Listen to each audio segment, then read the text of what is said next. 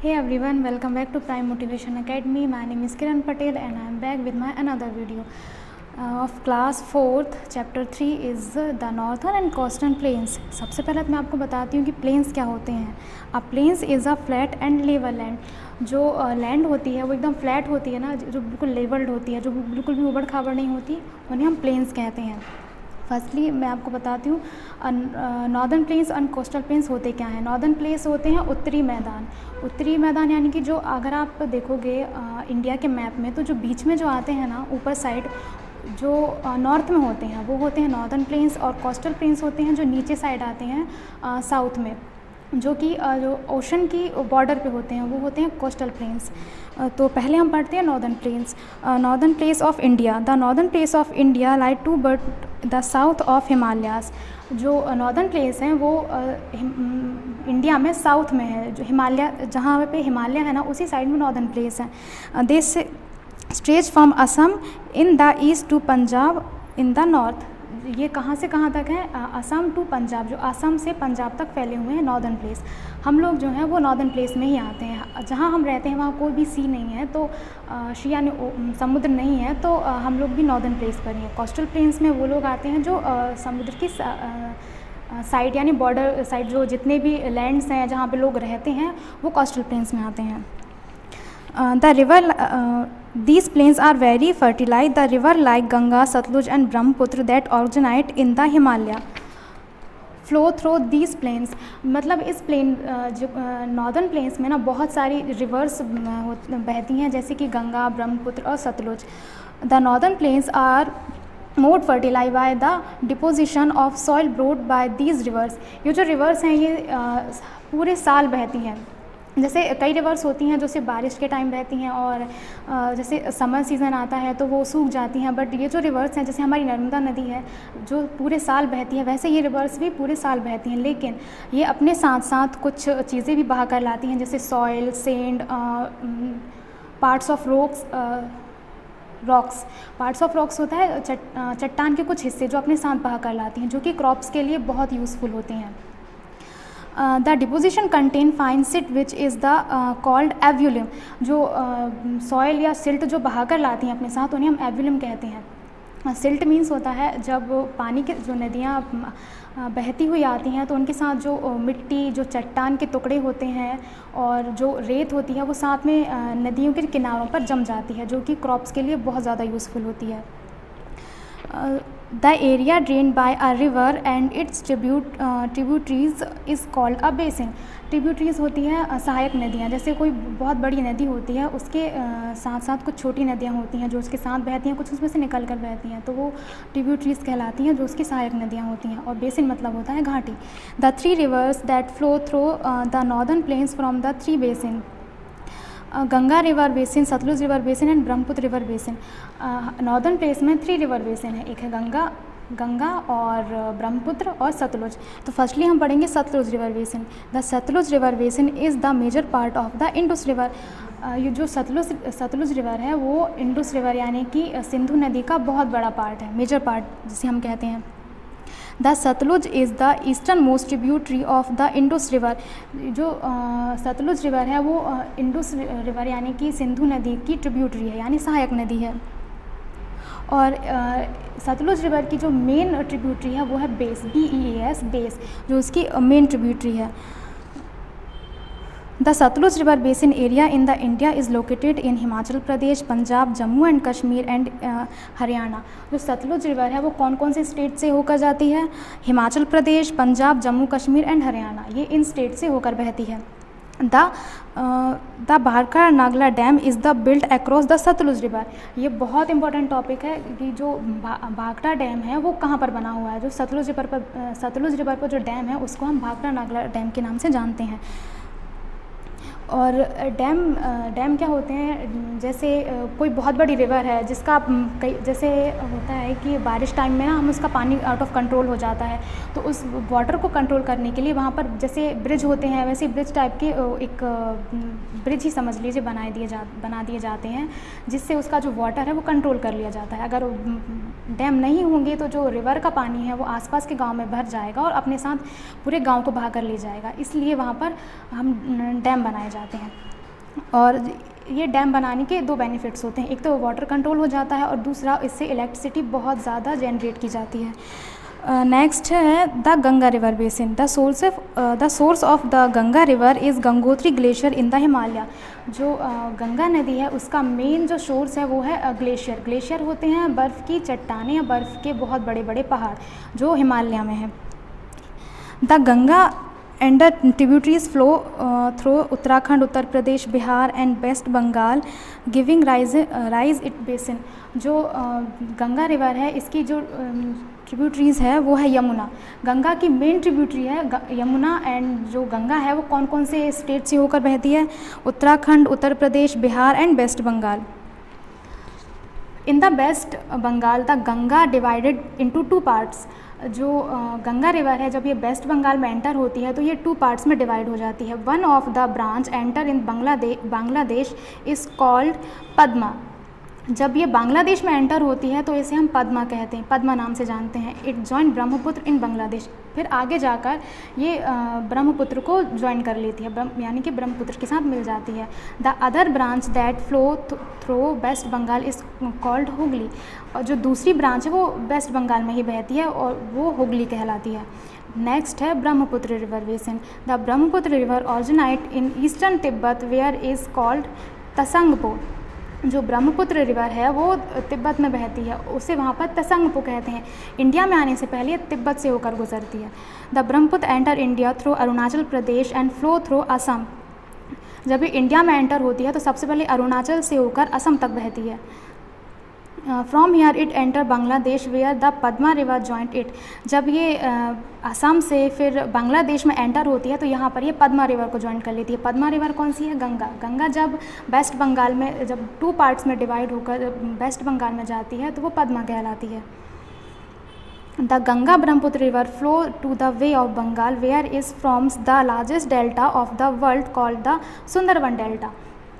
जब ये गंगा और ब्रह्मपुत्र रिवर मिल जाती हैं तो बे ऑफ बंगाल जो समुद्र है उसमें मिलने से पहले ही एक बहुत बड़ा डेल्टा बनाती हैं। डेल्टा होता है जब 2 नदियाँ मिलती हैं और समुद्र में गिरने से पहले एक बहुत बड़ा लैंड जिसे हम ट्रायंगल शेप का जो लैंड होता है वो बनाती हैं, जो कि वर्ल्ड का लार्जेस्ट डेल्टा ब्रह्मपुत्र और गंगा मिलकर बनाती हैं समुद्र में गिरने से पहले, ट्रायंगल शेप का। तो उसे हम सुंदरबन डेल्टा के नाम से जानते हैं। इसके बाद आता है life in the northern planes. अब जानते हैं कि नॉर्दर्न प्लेन्स पे लाइफ कैसी होती है। यहाँ से चैप्टर थोड़ा सा इजी हो जाएगा। The northern plains cover the area of the state of Punjab, Haryana, Uttar Pradesh, Uttarakhand, Bihar, waste Bengal, parts of Assam and national capital of Delhi. Means जो नॉर्दर्न प्लेस हैं वो उन्होंने कौन कौन से एरियाज़ को या कौन कौन से स्टेट्स को कवर किया है? तो वो स्टेट्स हैं Punjab, Haryana, Uttar Pradesh, Uttarakhand, Bihar, waste Bengal, parts of Assam and national capital of Delhi. तो सबसे पहले आता है Punjab. Punjab is known for its agriculture produce. Farmer use modern techniques to produce more wheats, rice and other grains. मतलब जो पंजाबी लोग जो होते हैं वो मोस्टली फार्मर्स होते हैं जो मॉडर्न टेक्निक्स या मॉडर्न टेक्निक्स कहें तो जैसे ट्रैक्टर्स, हार्वेस्टर, इन चीज़ों से वो फार्मिंग करते हैं। और मोस्टली यहाँ पर गेहूँ और चावल उगाए जाते हैं। मक्के की रोटी एंड सरसों का साग is well known dish of Punjab. पंजाबियों का जो फेवरेट फूड है वो है मक्के की रोटी और सरसों का साग and lassi. Baisakhi and Lohri are the main harvest festival of Punjab. Punjab के जो मेन फेस्टिवल हैं वो है बैसाखी एंड लोहड़ी। जैसे कि हमारे यहाँ दिवाली और रक्षाबंधन हमारे मेन फेस्टिवल हैं, बहुत जो धूमधाम से मनाए जाते हैं, वैसे ही पंजाब में बैसाखी और लोहड़ी बहुत धूमधाम से मनाया जाता है। वो उनकी मेन फेस्टिवल कहलाते हैं। और इसमें वो लोग एक स्पेशल उनका फोक डांस जो होता है वो करते हैं, जैसे कि गिद्दा और bhangra. Most people speak Punjabi language. Mostly people वहाँ पर पंजाबी लैंग्वेज बोलते हैं। Ludhiana is the Punjab's largest city and India's largest city north of Delhi. Punjab की जो लार्जेस्ट सिटी है वो है Ludhiana. The golden temple at Amritsar is a tourist attraction. Amritsar में एक बहुत बड़ा गुरुद्वारा है जिसे हम गोल्डन टेम्पल के नाम से जानते हैं, जो कि टूरिस्ट अट्रैक्शन का बहुत बड़ा हिस्सा है। मोस्टली टूरिस्ट वहाँ पर घूमने के लिए आते हैं। नेक्स्ट है Haryana. Most people are farmers. They are modern machines and techniques for farming. Some people are involve in dairy farming. मतलब जैसे कि पंजाब में मोस्टली फार्मर्स होते हैं, वैसे ही हरियाणा में भी सेम आपको वैसे ही मोस्टली फार्मर्स ही मिलेंगे। और ये भी मॉडर्न तरीके से ही, मॉडर्न टेक्निक से ही फार्मिंग करते हैं। और कुछ पीपल्स जो हैं वो डेयरी फार्मिंग भी इन्वॉल्व करते हैं अपने फार्मिंग में। डेयरी फार्मिंग होता है कि जैसे जिसमें आप एनिमल्स को स्पेशली मिल्क और एग्स के लिए पालते हैं। Faridabad and Gurugram are industrial centre. जो गुरुग्राम और फरीदाबाद हैं वो वहाँ के इंडस्ट्रियल सेंटर्स हैं। National capital territory of Delhi. अब बात करते हैं दिल्ली की। It is a political centre. Delhi को पॉलिटिकल सेंटर कहा जाता है। There are office and central minister. The president of India lives in Rashtrapati Bhavan. जो राष्ट्रपति भवन है और जो पॉलिटिकल सेंटर्स हैं वो मोस्टली दिल्ली में ही हैं, तो इसलिए उसे पॉलिटिकल सेंटर भी कहा जाता है दिल्ली को।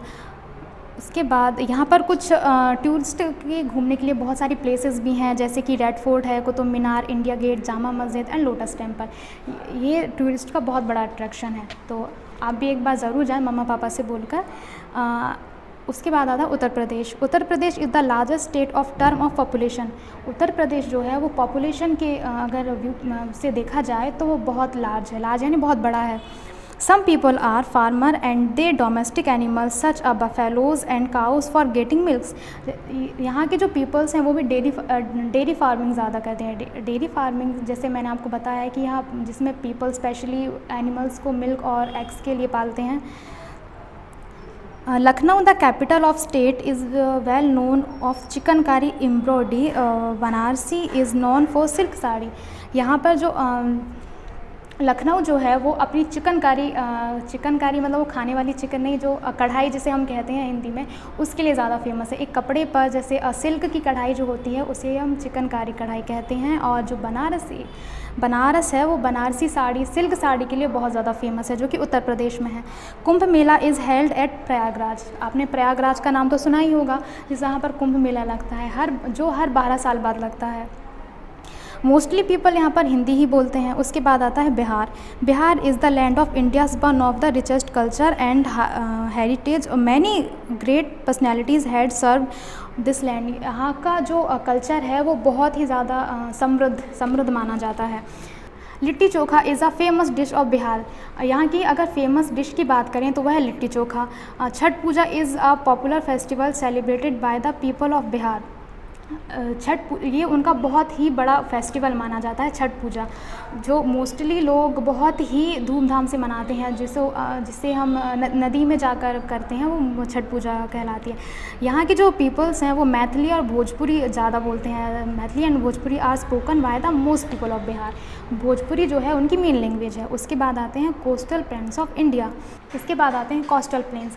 कोस्टल प्लेन्स जैसे मैंने आपको बताया था कि जो ओशंस की बॉर्डर पे जो लैंड्स होती हैं जहाँ पर लोग घर बनाकर रहते हैं, जैसे जो स्टेट्स होते हैं ओशंस के साइड में, वो कोस्टल प्लेन्स कहलाते हैं। Life in the coastal regions. अब हम देखते हैं कि कोस्टल रीजन पे लाइफ कैसी होती है। The state of Gujarat, Maharashtra, Goa, Karnataka, Kerala, Tamil Nadu, Andhra Pradesh, Orissa and waste Bengal. ये जो स्टेट्स हैं जो कोस्टल प्लेन्स में आते हैं। फर्स्ट है Gujarat. Gujarat is the famous for its rich culture and heritage. मतलब जो गुजरात है वो अपने एक बहुत समृद्ध कल्चर के लिए प्रसिद्ध है, समृद्ध कल्चर और अपनी विरासत के लिए। Farmers grow cotton, jowar and bajra. यहाँ के जो फार्मर्स हैं जो मोस्टली ज्वार और बाजरा की खेती करते हैं। और कॉटन मीन्स रुई। Gujarat is the centre of diamond industry. Gujarat जो है वो डायमंड इंडस्ट्री का बहुत बड़ा सेंटर है। जैसे कभी पूछा जाता है कि डायमंड कट कहाँ पर होता है, तो वो गुजरात में ही होता है। और यहाँ पर बहुत बड़ी मिल्स, फैक्ट्रीज़ एंड टेक्सटाइल्स जो हैं वो गुजरात में ही हैं। जैसे कि रिफाइंड ऑयल्स की हैं, मोस्टली आपको गुजरात में ही मिलेंगी। द गुजराती रास garba dance is a delight for the entire world. जो रास गरबा डांस है गुजरात का वो बहुत ज़्यादा फेमस है, ये पूरे वर्ल्ड में फेमस है। बात करें अगर इनके फेवरेट फूड की तो वो है घाटिया, फाफड़ा, चकरी एंड मेथिया। ये वहाँ के बहुत फेमस फूड हैं। और मोस्टली पीपल वहाँ पर गुजराती बोलते हैं। उसके बाद आता है महाराष्ट्र। महाराष्ट्र तो आप जानते होंगे, हम जो मुंबई है वो फिल्म इंडस्ट्री के लिए बहुत ज़्यादा फेमस है। जितनी भी मूवीज़, सीरियल्स, रियलिटी शोज़ जो होते हैं वो मुंबई में ही शूट होते हैं, तो इसलिए फिल्म इंडस्ट्री के लिए मुंबई एंड महाराष्ट्र बहुत ज़्यादा फेमस है। और जो उनका फेमस फेस्टिवल है वो है गणेश चतुर्थी। यहाँ पर गणेश चतुर्थी लोग बहुत ही धूमधाम से मनाते हैं। The folk music and dance of Maharashtra are Koli Padwa, Banjara Holi dance and Lavani dance. यहाँ के जो डांस हैं वो लावनी डांस यहाँ पर बहुत ज़्यादा फेमस है। बात करें फेवरेट डिशेज़ की तो वह है बड़ा पाव, पाव भाजी एंड पूरन पूली। ये यहाँ पर लोग बहुत ज़्यादा पसंद करते हैं, वैसे ये हमारे यहाँ भी बहुत ज़्यादा पसंद करते हैं। उसके बाद आता है Goa. Goa is known for the natural beauty. Goa जो है वो अपनी नेचुरल ब्यूटी के लिए बहुत ज़्यादा जाना जाता है। The basilica of Bom Jesus hold the remains of Saint Francis Xavier and is a UNESCO world heritage site. Means आपको पिक्चर में एक चर्च दिख रहा होगा जिसमें जो सेंट फ्रांसिस थे उनके कुछ अवशेष हैं, तो ये यहाँ की विश्व धरोहर मानी जाती है। और यहाँ की जो लैंग्वेज है वो है कोनकानी, जो यहाँ की फेमस लैंग्वेज है, और यहाँ मोस्टली पीपल यही लैंग्वेज बोलते हैं। और अगर खाने की बात करें तो वेंडालो और कूटी यहाँ की फेवरेट डिशेज़ हैं। अब आते हैं Kerala. Kerala is a famous for spice, coffee and teas. Kerala अपनी स्पाइस यानी कि मसाले, कॉफ़ीज़ एंड टीज़ के लिए बहुत ज़्यादा फेमस है।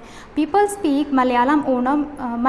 Onam is a popular festival which is celebrated with great, मतलब कि यहाँ की जो लैंग्वेज है वो है मलयालम। यहाँ के मोस्टली पीपल मलयालम, मोस्टली नहीं सारे पीपल मलयालम बोलते हैं। एंड ओणम जो है वो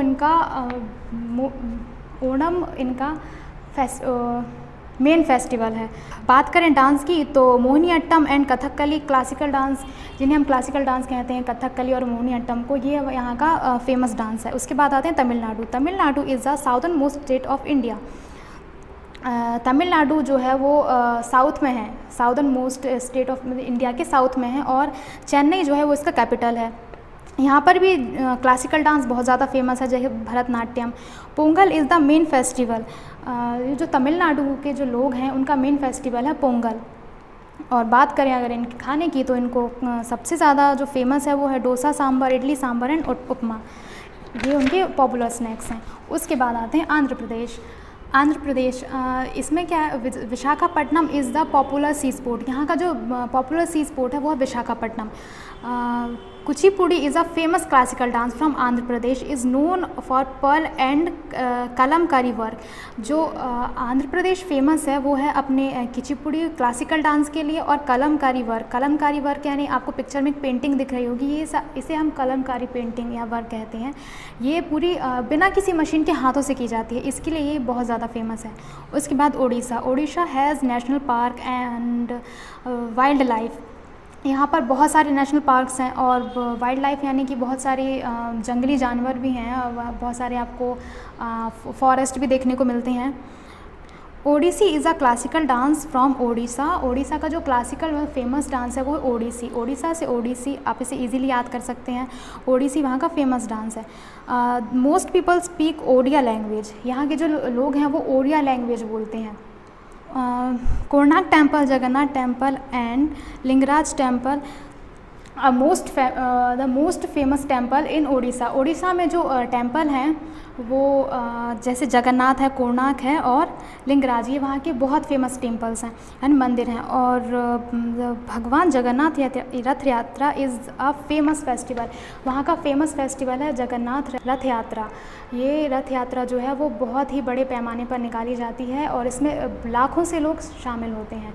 तो ये था हमारा आज का chapter northern plains and coastal plains. अब मिलते हैं अपने अगले वीडियो में। Bye bye.